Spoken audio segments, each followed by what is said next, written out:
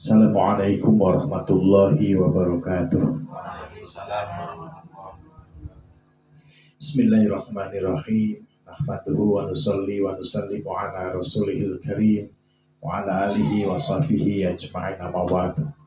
Hadratul Al-Fatihil Ahnal Karim Fillah, Ustadz Ahmad Mubarak yang kami muliakan, kami datimi, pada rekan-rekan semuanya yang semoga senantiasa memperoleh rahmat Allah Subhanahu wa Ta'ala.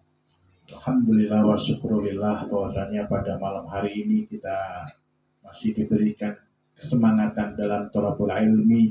Mudah-mudahan ini benar-benar menjadi jalan kita semakin akrab dengan syariat Islam dan kita mampu menjalankannya. Amin Allahumma amin. Salawat beserta salam semoga senantiasa tetap terlimpahkan kepada junjungan kita Nabi besar Muhammad Sallallahu Alaihi Wasallam, manusia paling mulia, manusia yang paling senantiasa memikirkan kita semuanya agar menjadi orang-orang yang selamat di dunia wal dunia wal akhirat. Rekan-rekan yang kami muliakan, kita kembali mentadaburi masih dalam surat Al-Qadar. Kemarin kita baru ayat 1, dan ayat 1 ini kalau kita lanjutkan keterangannya itu masih banyak banget ya. Inna anzalnahu fi lailatul qadar. Rekan-rekan yang saya muliakan, kenapa sih Allah kok menurunkan Al-Quran? Itu pertanyaannya. Kira-kira kenapa kok Allah menurunkan Al-Quran? Jawabannya di Al-Quran sendiri Allah menyampaikan bahwa Allah ingin mengganti contoh teladan manusia. Makanya diturunkan Al-Quran. Sesungguhnya dulu Allah memilih Bani Israel untuk menjadi manusia teladan bagi seluruh alam. Dengan berbagai macam fasilitas yang diberikan oleh Allah Subhanahu wa Ta'ala. Sebagaimana yang disampaikan oleh Allah Subhanahu wa Ta'ala dalam surat Al-Baqarah ayat 47. Ya Bani Israil adhkuru ni'mati allati an'amtu alaikum wa anni fadaltukum alal alamin. Wahai Bani Israel, ingatlah dengan nikmatku yang telah aku berikan kepada kalian semuanya, dan sesungguhnya saya telah memberikan fadl, telah memberikan keutamaan, kelebihan kepada kalian semuanya atas seluruh alam. Ini di surat Al-Baqarah ayat 47. Semuanya diberikan oleh Allah kepada Bani Israel ini. Nabi-nabi semuanya turun dari mereka. Mereka diselamatkan dari orang-orang jahat seperti Fir'aun. Mereka diberikan berbagai kenikmatan oleh Allah Subhanahu wa Ta'ala kepada mereka. Akan tetapi dalam perjalanannya mereka ingkar, tidak mensyukuri, bahkan mereka membunuh para nabi gitu. Oleh karenanya Allah ingin mengganti contoh umat manusia itu dari Bani Israel. Jadi rekan-rekan yang saya muliakan, sehingga turunlah surat Al-Baqarah ayat 143. Wa kadzalika ja'alnakum ummatan wasata, gitu ya, ila akhirih, dan demikianlah itu telah kami jadikan kamu sebagai umat pertengahan agar kamu menjadi saksi atas mereka dan Rasul menjadi saksi atas diri kalian. Ini bisa kita buka di surat Al-Baqarah ayat 143. Nah, ayat ini menjadi tonggak awal bahwa contoh teladan umat manusia itu adalah umat Nabi Muhammad SAW. Kalau dulu berdasarkan nasab ya dari Bani Israel itu, sekarang dari ketakwaannya. Oleh karenanya rekan-rekan yang saya muliakan, pelajarannya adalah ketika kita sudah diberi amanah oleh Allah Subhanahu wa Ta'ala, kemudian kita tidak sungguh-sungguh memelihara amanah itu, maka kita akan digantikan oleh Allah Subhanahu wa Ta'ala. Ini di bidang apapun ya, di bidang dunia modern maupun contoh-contoh dari dunia salaf. Jadi rekan-rekan yang saya muliakan, Bani Israel itu benar-benar sudah diberi kenikmatan yang luar biasa oleh Allah Subhanahu wa Ta'ala. Salah satunya adalah Allah Subhanahu wa Ta'ala berfirman, "Wa anzalna 'alaikum wa anzalna alaikumul manna wasalwa gitu, dan telah kami turunkan kepada mereka itu, kepada kalian maksudnya Bani Israel itu, manna wasalwa. Manna wasalwa ini makanan surga. Selama berapa hari diturunkan makanan ini? Selama 40 tahun. Jadi bahwa tahu enggak manna wasalwa itu apa? Betulnya. Ini dari surga. Manna itu adalah sejenis embun pagi, tetapi dia manis seperti madu. Jadi itu turun tuh dari surga kayak gitu tuh. Jadi embunnya waktu itu selama 40 tahun menyertai Bani Israel itu, embunnya seperti madu. Jadi bisa dimakan langsung atau bisa dijadikan adonan roti. Itu manna, itu dari surga. Kemudian salwa itu adalah sejenis burung puyuh. Jadi burungnya kecil, dia berterbangan di langit Bani Israel itu, dan dia sering jatuh tanpa ada perlawanan, tanpa ada perlawanan kayak gitu itu. Jadi mudah sekali ditangkap. Nah, selama 40 tahun itu mereka mengkonsumsi makanan dari surga, manna wasalwa itu. Apakah mereka bersyukur? Ternyata tidak. Ternyata mereka tidak bersyukur. Bahkan mereka minta berambang, minta bawang gitu. Musa, kami itu bosen lah makan kayak gini terus. Kami minta makanan yang lain, makanya mintanya yang aneh-aneh. Itulah Bani Israel. Makanya diturunkannya Al-Quran itu adalah sebagai ganti percontohan umat manusia. Rekan-rekan yang saya muliakan, oleh karenanya kita juga sekali lagi kita jadi renungan kita bersyukur banget ini jadi umatnya Nabi Muhammad SAW. Artinya kita dipercaya sama Allah itu memegang amanah Al-Quran ini. Tetapi kalau kita tidak sungguh-sungguh nanti kita akan ganti lagi. Memang Al-Quran itu kemarin kita bahas ya, Allah yang menurunkan dan Allah yang akan memelihara. Tetapi di mana gitu? Tidak dijelaskan ini akan berada di sebuah daerah tetap sampai kiamat, enggak. Di Rimbu Bujang ini kalau kita nggak serius, Al-Quran itu bisa hilang di Rimbu Bujang. Memang tetap aja akan ada, tapi dia di Bungo, di Indonesia sebelah mana, di negara mana, bisa jadi di Indonesia itu bisa habis. Dan ini rekan-rekan yang harus kita renungkan dan kita menjaga amanah berupa Al-Quranul Karim itu. Rekan-rekan yang saya muliakan, kita insya Allah hari ini akan menginjak ke ayat berikutnya, yaitu ayat kedua. Wa ma adraka ma Lailatul Qadr. Dan tahukah kamu, wa ma adraka, ma apakah Lailatul Qadar, malam Lailatul Qadar itu, malam yang dimuliakan itu. Ini Allah bertanya, tetapi sebenarnya tidak memerlukan jawaban. Ini Allah tuh sudah tahu gitu. Ini tuh intinya adalah menunjukkan bahwa apa yang akan disampaikan Allah, bahwa Lailatul Qadar itu adalah sangat-sangat mulia. Itu makanya Allah berfirman, wa ma adraka ma Lailatul Qadar. Tahukah kamu apa ya malam kemuliaan itu? Sama seperti misalnya Ustaz Mubarak menyampaikan ke Pak Lehan, wa ma adraka ma Sindoro Sumbing gitu. Ini tidak perlu dijawab gitu. Sebenarnya Pak Mubarak akan mengatakan Sindoro Sumbing Jabalun Tabirun wa Jamilun Yaqau Temanggung Jabal Wusto. Kan misalnya gitu. Pak Barat itu hanya akan mengatakan bahwa Sindoro Sumbing itu adalah gunung besar yang bagus, Yaqau Temanggung yang berada atau yang terletak di Temanggung Jabal Wusto, Jawa Tengah. Begitu. Jadi tidak perlu dijawab apa yang disampaikan Ustaz Mubarak itu. Atau misalnya Pak Lehan nyampaikan juga ke Pak Mubarak, wa ma adraka ma rendang gitu misalnya gitu ya. Tahukah kamu apa itu rendang? Nggak perlu dijawab gitu. Karena memang Pak Lehan sudah ahlinya. Jadi Pak Lehan itu akan mengatakan huwa alladzu idamin fil alam misalnya gitu ya. Rendang adalah lauk terenak sedunia. Gitu dia hanya akan mengatakan kayak gitu. Nah, saking pentingnya bahwa rendang itu lauk terbaik sedunia, terenak sedunia. Jadi aladu itu isim tafdhil ya. Kalau nganunya kan ladid. Jadi ladid itu enak. Kalau sangat enak, jadi aladu. Ya, Aladzu idamin fil alam. Jadi sang paling enak di dunia. Itu ada rendang, itu ica-icaan ya. Ica-icaan. Begitulah juga ini. Allah akan menerangkan tentang Lailatul Qadar itu. Allah mengatakan wa ma adraka ma Lailatul Qadar. Dan tahukah kamu apa itu Lailatul Qadar?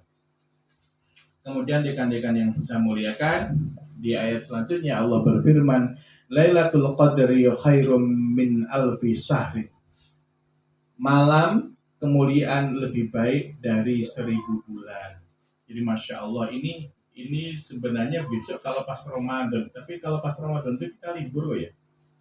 Tapi ini perlu diingat-ingat bahwa malam Lailatul Qadar itu adalah malam yang lebih baik daripada 1000 bulan. Bukan sama, tapi lebih baik. 1000 bulan itu berapa? Itu 83 tahun 4 bulan. 80 tahun 4 bulan. Ketika kita nggak bisa sedekah yang membabi buta berjuta-juta, ketika kita nggak bisa berbuat baik, haji berulang-ulang, umrah berulang-ulang gitu. Tapi ketika kita di malam Lailatul Qadar itu kita mendapatinya, kita berdoa kemudian saat itu turun Lailatul Qadar, maka kita sudah seperti ibadah terus-menerus sepanjang 83,4 bulan. Makanya ini harus kita kejar itu Lailatul Qadar itu di 10 bulan terakhir. 10 hari terakhir di bulan Ramadan. Mudah-mudahan kita sampai ke bulan Ramadan. 1000 bulan ini, sebagian ulama mengatakan tidak seperti angka terus 1000 bulan gitu.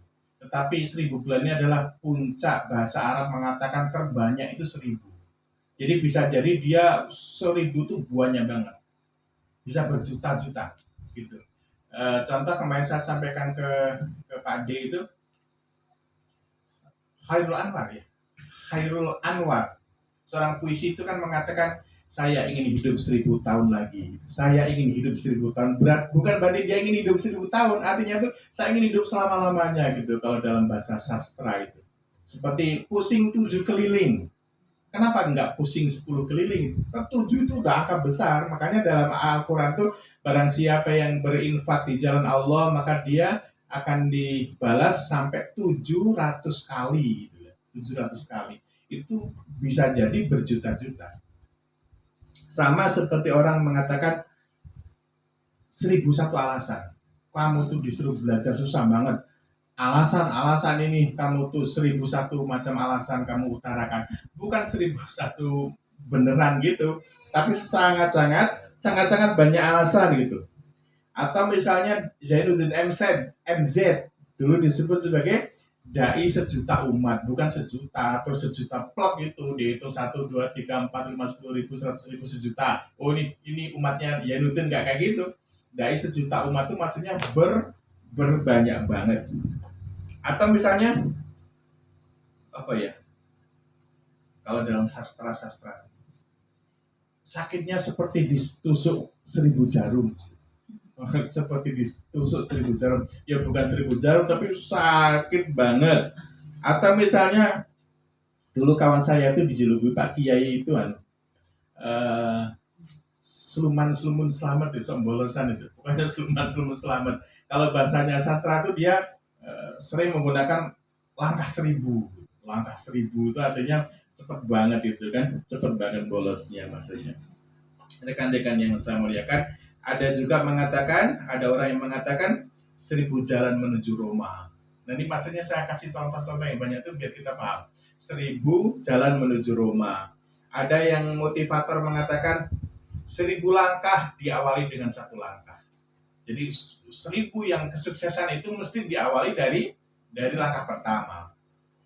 Seseorang yang punya kafe yang sangat besar itu diawali dari jualan di pinggir jalan hari Jumat, gitu kan? Itu cikal bakal owner kafe yang luar biasa tuh mas. Harus didukung karena owner itu nggak harus jualan nantinya itu. Tetapi nanti jadi ini. Itu 1000 kafe bertebaran di Kota Jambi berawal dari satu kafe di trotoar gitu. Jadi 1000 kafe itu bukan berarti 1000, tapi banyak banget gitu ya. Kemudian kalau orang-orang pacaran tuh, kamu itu 1000 macam janji tapi nggak pernah ditepati misalnya gitu ya. 1000 macam janji terus deh, tapi orang harus ditepati. Atau misalnya yang sering kita dengar aja, 1000 kawan terlalu sedikit, satu musuh terlalu banyak, kan pernah gitu ya. 1000 kawan terlalu sedikit, satu musuh terlalu banyak. Nah, artinya kata-kata 1000 itu sangat luas, bisa berjuta-juta, bisa ini. Cuman mayoritas ulama, jumhur ulama, dia tekstual bahwa 1000 bulan yang dimaksud di Lailatul Qadar itu adalah 1000 bulan, yaitu 83,4 bulan. Nah, inilah rekan-rekan yang saya muliakan, makanya insya Allah kita akan akan berusaha semaksimal mungkin biar memperoleh Lailatul Qadar. Tanazzalul malaikatu warruhu fiha bi'izni rabbihim min kulli amr. Jadi malaikat itu turun, seluruh malaikat. Kemudian di sini disebutkan waruh. Waruh itu maksudnya malaikat Jibril. Kok ada malaikat Jibril. Nah, ini memang posisi malaikat Jibril itu memang lebih utama daripada malaikat-malaikat yang lain. Jadi luar biasa. Ini ada turun malaikat full. Dia kalau kita ngaji tafsir itu penuh langit itu dengan para malaikat itu. Ya, mereka itu ngapain? Turun itu ngapain? Mereka itu memberikan rahmat. Kalau yang saya baca dalam sebuah tafsir itu ada yang menyampaikan bahwa seluruh malaikat itu turun membawa urusan-urusan manusia. Jadi bisa takdir itu bisa dirubah pada waktu Lailatul Qadar itu. Dia membawa doa-doa yang dikabulkan untuk 1 tahun berikutnya. Jadi makanya ini kalau hari ini kita ingin perubahan. Nah, kalau kita diparingi umur panjang, pas puasa besok usahakan Lailatul Qadar itu disemangatin. Jadi kalau kita doa sekali kemudian dikabulkan sama Allah, maka kita bisa merubah 1 tahun ke depan. Rekan-rekan yang saya muliakan, dalam Al-Quran Allah itu menggunakan kata, kalau di sini tanazzalul malaikah. Kalau di ayat yang lain dia menggunakan tatanazzalu. Nah, ini sama-sama fi'il mudhari ya, tanazzalu. Kenapa kok menggunakan fi'il mudhari? Karena ini berlangsung terus. Jadi fi'il mudhari itu faedahnya kan istimrar. Jadi berkelanjutan, berkesinambungan. Pertama turunnya malaikat itu saking derasnya, kemudian dia berulang-ulang setiap tahunnya. Makanya ini menggunakan fi'il mudhari. Kalau dia menggunakan fi'il madhi, jadi menjadi nazalat, gitu ya, telah turun. Nah, kalau nazalat telah turun malaikat, ini yang kurang sip. Telah turun itu sejarah gitu kan. Jadi zaman dulu itu. Tapi ini sedang turun, sedang atau akan turun gitu, menggunakan fi'il mudhari. Nah, kalau tatanazzalul, kalau ini disebutkan dalam ayat yang lain bahwa orang-orang yang istiqomah mengatakan Tuhan kami adalah Allah, kemudian dia tetap istiqomah gitu ya, maka akan turun malaikat. Dia pakai tatanazzalu. Kenapa kok pakai tatanazzalu? Karena kalau orang-orang yang istiqomah ini motivasi kita ketika kita di luar bulan Ramadan. Ketika di luar bulan Ramadan, kita istiqomah beriman, berkeyakinan sungguh-sungguh kepada Allah Subhanahu wa taala, maka menggunakan tatanazzalul malaikah. Jadi taknya itu double. Artinya apa? Dia akan turun sepanjang waktu. Kita tuh akan dirahmati malaikat rahmat itu sepanjang waktu kalau kita istiqomah. Gitu. Jadi kalau perbedaannya dengan ini apa? Kalau di Lailatul Qadar itu kalau saya umpamakan itu seperti hujan lebat, gitu, malaikat tuh terus banget, maka turun semuanya, tapi 1 malam. Di sini disebutkan salamun hiya hatta matla'il fajr, sejahtera dia sampai terbit fajar. Dia hanya 1 malam. Tapi kalau orang-orang yang istiqomah gitu ya, istiqomah dalam keimanan kepada Allah, dalam memberikan ketaatannya kepada Allah, maka dia akan dicucuri rahmat itu sepanjang waktu. Jadi seolah-olah kalau saya boleh istilahkan itu seperti gerimis kecil tapi terus menerus. Nah itu, kalau Lailatul Qadar seperti hujan lebat tapi semalam sekali. Tapi kalau di luar bulan Ramadan, orang-orang yang istiqomah dalam kebaikannya, keimanannya kepada Allah, dia seperti mendapatkan hujan gerimis yang terus menerus berkesinambungan sampai orang itu tidak istiqomah. Nah, oleh karenanya kita di luar bulan Ramadan harus istiqomah, dan di Ramadan kita harus mengejar Lailatul Qadar itu. Jadi rekan-rekan yang saya muliakan, sudah tamat ya, alhamdulillah. Nah ini artinya sungguh-sungguhlah kita mempelajari Al-Quran terutama di bulan Ramadan. Imam Malik itu kan pengarang Muwatta ya, kitab hadis itu. Al-Muwatta itu kan Imam Malik tebel banget. Tetapi ketika bulan Ramadan dia nggak mengajarkan kitab itu. Kitab itu tutup, kemudian beliau berinteraksi dengan Al-Quran. Imam Syafi'i juga demikian. Imam Syafi'i itu hanya beberapa lama saja mempelajari kitab Muwatta itu dan dia hafal. Itu pun juga nggak membaca itu, tapi Imam Syafi'i adalah terus menerus tentang Al-Quran. Artinya apa? Ketika bulan Ramadan tiba, kita upgrade coba. Ini kita cas tahunan dengan Al-Quranul Karim itu. Jadi idealnya rekan-rekan yang saya muliakan, kita itu dengan Al-Quran itu paham. Kita hafal Al-Quran surat pendek-pendek itu top banget, jos top luar biasa. Tapi itu belum cukup, kita harus paham. Hafal Al-Quran 30 juz itu juga luar biasa. Tidak ada yang menafikan bahwa itu ada sebuah amal yang luar biasa. Tapi sebenarnya belum cukup, kita harus paham. Makanya kita itu idealnya dalam 1 minggu saya harus paham banget tentang surat Al-Ikhlas. Pokoknya saya paham dari A sampai Z tentang surat Al-Ikhlas. Gitu, 1 minggu ini. 1 minggu belajar dari asbabul nuzul, dari ini perkataannya seperti ini, kasihannya seperti ini. Itu kalau perlu kita belajar terus.